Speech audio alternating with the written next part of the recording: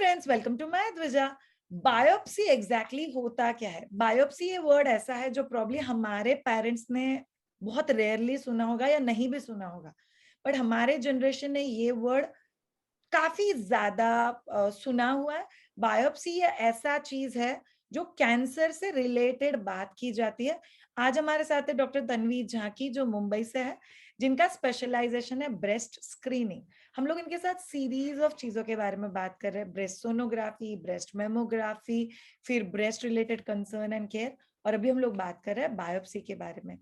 Doctor Tanvi, सबसे पहला question मैं आपको पूछूंगी, बायोप्सी होता क्या है? तो बायोप्सी एक सिंपल नीडल टेस्ट है जिसे जिससे पता चलता है कि वो जो गांठ आपको लग रही है वो किस चीज की गांठ है। क्या वो कैंसर की गांठ है, क्या वो टीबी की गांठ है, क्या वो फाइब्रो एडेनोमा की गांठ है, वगैरह वगैरह। सो बेसिकली पहले के जमाने में कैसा होता था, अगर कोई भी लेडी को कोई गांठ लगती थी तो वो डायरेक्टली सर्जरी के लिए जाती थी। उनका ऑपरेशन करके वो गांठ निकाला जाता था और फिर उससे पता चलता था कि वो गांठ किस चीज का है। पर आज के ज़माने में ऐसा बिल्कुल भी नहीं है, डायरेक्ट सर्जरी की ज़रूरत नहीं है। हम यूजुअली जो करते हैं, जो आप मैमोग्राफी जैसे करते हैं या सोनोग्राफी करते हैं, तो आपको पता चलती है वो गाँठ कितनी बड़ी है, किस चीज़ की गाँठ हो सकती है। पर उसका जो फाइनल डायग्नोसिस है, वो जब भी उस गाँठ में से एक छोटा-सा पीस निकालते हैं और उसका जो जाँच होता है, उसकी जो टेस्टिंग होती है पैथोलॉजी लैब में, उससे पता चलता है कि वो किस चीज़ की सेल्स हैं। तो वो बहुत ही सिंपल तरीके से होता है। एनेस्थीसिया में जैसे लोकल एनेस्थीसिया बोलते हैं, मतलब सिर्फ वो जगह को सुन करके वो टेस्ट किया जाता है। पूरा बेहोश भी नहीं किया जा सकता, मतलब करने की जरूरत नहीं है, ऑपरेशन करने की जरूरत नहीं है। जैसे ओपीडी बेसिस पे हम ये टेस्ट नॉर्मली करते हैं क्लिनिक में। आप एडमिट करके लोगे डॉक्टर तन्वी उनको? नहीं, बिल्कुल भी एडमिशन की भी ज़रूरत नहीं होती। जैसे बहुत से लोग अपने वर्किंग शेड्यूल में ऑफ़िस से लंच टाइम में आके ये टेस्ट करा के जा सकते हैं। जैसे आप डेंटल ट्रीटमेंट कराते हैं, सेम उसी तरह आप आके sonography guided biopsy, mammography guided biopsy करा सकते हैं। ओके डॉक्टर तन्वी, ये बायोप्सी कोई ऐसा चीज नहीं है कि मैं चलते चलते आ गई और करवा के चली गई। It's a recommended by a doctor or a surgeon, जी। या ऐसा कुछ होता है? एब्सोल्युटली, जब भी आपको कोई, अगर किसी भी लेडी को कोई गांठ हो या कोई ब्रेस्ट रिलेटेड कंप्लेंट हो या उनके नॉर्मल जैसे स्क्रीनिंग मैमोग्राफी पे हमें कुछ कैंसर का डाउट हो, तो आपके डॉक्टर वो मैमोग्राफी रिपोर्ट पे आपको एक रिकमेंडेशन देंगे। वो एक सलाह देंगे रिपोर्ट के एंड में, जहाँ पे आपको वहां लिखा जाएगा कि आपको इस चीज का, ये एरिया का बायोप्सी करना या ये एरिया की जांच करना जरूरी है, देखने के लिए कि वो कैंसर है या टीबी है या जो भी उनको डाउट है, वो वहाँ लिखा जाएगा। तो उसके बेसिस पे आप वही सेंटर में जाके या दूसरे हॉस्पिटल में जाके पूछ सकते हैं कि ये बायोप्सी आपके यहाँ होती है क्या? और फिर आप वो टेस्ट के लिए जा सकते हैं। ओके, ये कोई स्पेशल डॉक्टर होता है जो ब्रेस्ट बायोप्सी करेंगे, या जनरल कोई भी सर्जन कर सकता है? पहले के ज़माने में जैसे सर्जन्स पूरी गाँठ निकालते थे, अभी मैंने जैसे कहा ऑपरेशन करने की ज़रूरत नहीं है। तो जो आपकी सोनोग्राफी कर रहे हैं या जो आपकी मैमोग्राफी देख रहे हैं, वो जो स्पेशलिस्ट है जो ये ब्रेस्ट की इमेजिंग करते हैं, वही आपकी बायोप्सी करेंगे। हम सोनोग्राफी में जैसे मशीन में देख करके वो एग्जैक्ट जो गांठ है उसके अंदर हमें दिखता है कि जैसे नीडल अंदर जा रही है, वो नीडल का टिप कहाँ पे है, वो जब ये गांठ के अंदर हो तो एग्जैक्टली वही जगह से हम पीसेस निकाल के टेस्टिंग के लिए दे सकते हैं। ओके, इसका रिजल्ट यूजुअली, मतलब जैसे कि आपने पहले बोला कि 15-20 मिनट में रिजल्ट आ जाता है, तो बायोप्सी का भी ऐसे आ जाएगा 15-20 मिनट में? नहीं, बायोप्सी के रिजल्ट के लिए थोड़ा टाइम लगता है, ऑलमोस्ट 4 to 5 डेज लगते हैं। एक हफ्ते के अंदर यूजुअली मोस्ट लैब्स आपको हिस्टोपैथोलॉजी का रिजल्ट दे देंगे। तो जब भी हम सैंपलिंग करते हैं तो टेस्ट के लिए 15 से 20 मिनट लगते हैं, पर एक बार सैंपल होता है तो उसका एक प्रोसेसिंग रहता है, वो सैंपल को प्रोसेस करने में टाइम जाता है। फिर वो माइक्रोस्कोप के अंडर पैथोलॉजिस्ट जो अलग स्पेशलाइजेशन के लोग हैं वो देखेंगे और फिर वो बता सकते हैं आपको उस बायोप्सी के सैंपल में किस चीज की प्रॉब्लम है, किस वजह से वो गांठ है। ओके, उसके लिए यूजुअली 1 वीक लगता है। सो बेसिकली अपना कहना है कि मेमोग्राम और ब्रेस्ट सोनोग्राफी ये जनरल हेल्थ चेकअप में आ गया, बायोप्सी उससे एक स्टेप हायर टेस्ट है, यस, अगर कुछ दिखाई यस, दे तो करना है। यस। ओके, अगेन बायोप्सी का रिजल्ट कैंसर आने के चांसेस कितने ज्यादा है? तो अगेन 80% जो है वो बिनाइन रहेंगे जिसमें कैंसर नहीं होगा। पर इम्पोर्टेंट ये है कि हमें वो 20% पे फोकस करना है, क्योंकि उन 20% को हमें मिस नहीं करना चाहिए। तो काफ़ी दौर से आपको देखेंगे, आप देखेंगे कि आपको बायोप्सी का रिकमेंडेशन दिया जाएगा। किसी ने आपका मैमोग्राम पढ़ा और आपको बायोप्सी की सलाह दी, तो आपको तुरंत एकदम टेंशन में नहीं आना है। इम्पोर्टेंट चीज़ ये है कि आपको बायोप्सी के लिए अगर आप जाएँगे तो ओपन माइंड रख के जाइए, क्योंकि 80% में वो बायोप्सी का रिज़ल्ट कैंसर नहीं होता। और जब भी आपका कैंसर का भी रिजल्ट अगर आया भी, तो भी हमारे पास बहुत आजकल इलाज के ऑप्शंस है।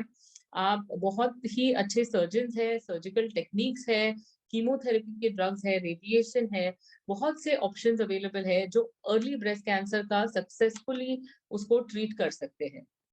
एक 99% पेशेंट सर्वाइव हो जाएंगे with early breast cancer treatment. Super, can I ask you one last question या doctor? Sure. Which are the risk, मतलब श्रेया ये चीजों से ब्रेस्ट कैंसर बढ़ सकता है, तो ये चीजों को रूटीन किसी भी लेडी ने लाइफ में अवॉइड करना चाहिए कि as simple as excessive cosmetics, it can be excessive artificial beautification surgeries और excessive laser treatment. ऐसा कुछ है डॉक्टर तन्वी जो किसी भी लेडी का ब्रेस्ट कैंसर होने का रिस्क बढ़ाते हैं लाइफ में? तो ब्रेस्ट कैंसर होने के चांसेस 80% जो है अननोन रीजंस की वजह से होता है, वी डोंट नो। और जो 20% कैंसर्स होते हैं वो जनरली मदर से डॉटर को या ग्रैंड मदर से ग्रैंड डॉटर को Genetic. वैसे पास ऑन होते हैं, जिसे हम जेनेटिक बोलते हैं। तो जो जेनेटिक रिस्क है, जिस फैमिली में हम बॉर्न है, उसको तो हम चेंज नहीं कर सकते, पर ऐसी बहुत सी चीजें हैं जिसका हम ख्याल रख सकते हैं। जैसे जिन लोगों की शादी नहीं होती या जिनके बच्चे नहीं होते, वो थोड़ी हायर रिस्क में आते हैं। अगर आप ब्रेस्ट फीडिंग करते हैं तो बहुत ही अच्छी बात है, ब्रेस्ट फीडिंग करने से आपको ब्रेस्ट कैंसर से प्रोटेक्शन मिलता है। अगर आपके 2 बच्चे, दोनों में आपने ब्रेस्ट फीडिंग किया, तो आपको और ज्यादा ब्रेस्ट कैंसर के अगेंस्ट प्रोटेक्शन मिलेगा। So one thing I advocate is breast feed your children, that is very good. Second thing ये जो होता है कि पोस्ट मेनोपॉज, जब आपका मेनोपॉज के बाद जो हार्मोन रिप्लेसमेंट थेरेपी है, उससे कैंसर के चांसेस हायर रहते हैं। तो अगर आपकी गायनेकोलॉजिस्ट की आप सलाह ले, अगर जरूरत हो तो ही ले, और अगर आप ले रहे हैं हार्मोन रिप्लेसमेंट क्योंकि आपको जरूरत है, तो डेफिनेटली मैमोग्राम हर साल करें। दूसरी चीज है कि अल्कोहल कंजम्पशन, स्मोकिंग, ओबेसिटी, ये सारी चीजें हैं जो आपकी रिस्क फैक्टर बढ़ाते हैं। ऐसे नहीं है कि सबको उनमें से कैंसर होगा, बट अगर आप ये चीजें चेक में रखें तो you are protected against breast cancer.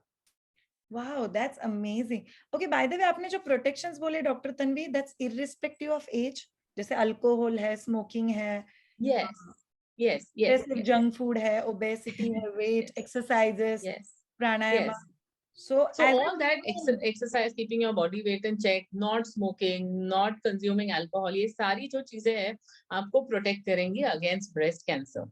और मेन चीज ये है कि हम 100% प्रोटेक्शन नहीं कर सकते, वैक्सीन है नहीं, तो we have to take care by checking regularly. तो हमेशा आपका सेल्फ एग्जामिनेशन चालू रखें। और अगर आपको लगता है कि सेल्फ एग्जामिनेशन से आपको बहुत कंफ्यूजन हो रही है, बहुत से लेडीज आते हैं कि उनको फिर बहुत एंजाइटी होती है, हमेशा एग्जामिन करते हैं, हमेशा गांठें लगती है। सो अगर ऐसा है तो प्लीज कंसल्ट योर डॉक्टर, आपके डॉक्टर के पास जाए, साल में एक बार वो करा ले एग्जामिनेशन, जिसे हम क्लिनिकल ब्रेस्ट एग्जामिनेशन कहते हैं। so basically what you said is a breast specialist will be a preferred person जो check यस करे. यस But अगर आपके आसपास कोई भी नहीं है तो at least gynac, but get it checked. Yes, get it examine. Okay, by the way all of you, ये डॉक्टर तन्वी का ना स्पेशलाइजेशन ब्रेस्ट है, इसीलिए उन्होंने ब्रेस्ट रिलेटेड बात की. But these are the general thing that lot of doctors से. Keep your weight in check, do your regular exercises, alcohol, smoking, इन चीजों से दूर रहो. Ultimately is going to help your health. And breast related to especially the way she has touched upon. Thank you so much, Dr. Tanvi. It's You're been very welcome. amazing talking to you. I Thank you. still remember, I think आज से 3-4 महीने पहले जब हम लोग first time मिले थे, that time we spoke, we should think about doing this interview. Yes. Yeah, it's extremely important. In Breast Cancer Awareness Month is one time where we try to do as much, so it's really good. Really good that you remembered and you contacted, and it's very nice. Very good. Good to see. First thing is good that you're better, now. Yes. Okay, Yeah, by that the is. way, all of you, when she said she is better, yes, I had experienced a gentle lump in my breast, and I had been to a breast surgeon. They have checked it, and they did suggested me to go for breast sonography and mammography. Those of you who are viewers, please don't worry. I'm absolutely okay and better now. But this is what she said.